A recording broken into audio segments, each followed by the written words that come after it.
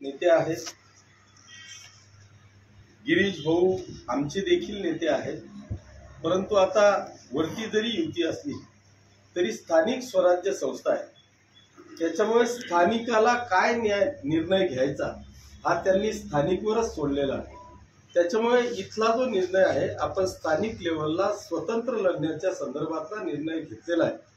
मला आत्मविश्वास आहे की गिरीश भाऊंनी जरी सांगितलं की आपला नगराध्यक्ष आणि सगळेच नगरसेवक येतील, बहुमताने येतील, तर जो तो ज्या त्याच्या पक्षाबद्दल अशा पद्धतीच्या प्रतिक्रिया देतो। मी त्यांचं मनापासून अभिनंदन करतो की त्यांच्या बहुमत यावं, त्यांचा नगराध्यक्ष यावा।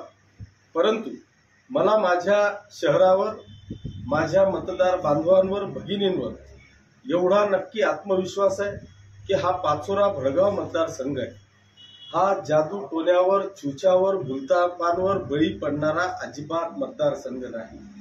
असे अनेक प्रयोग मागच्या काळात झाले, परंतु हा मतदारसंघ अजिबात कोणालाही बळी पडला नाही। कधी आमिषाला बळी पडला नाही, प्रलोभनाला बळी पडला नाही, भुलथापांना बळी पडला नाही। त्याच्यामुळे मला माझ्या मतदारसंघाची पूर्णपणे कल्पना आहे। मी 25 वर्ष झाले या जनतेची सेवा करतोय।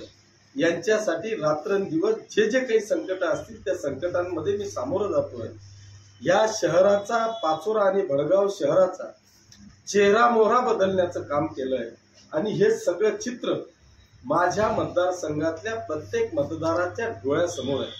त्याच्यामुळे माझी जनता मला कधीही सोडणार नाही, माझ्या पाठीशी खंबीरपणे उभी राहील याचा मला आत्मविश्वास आहे।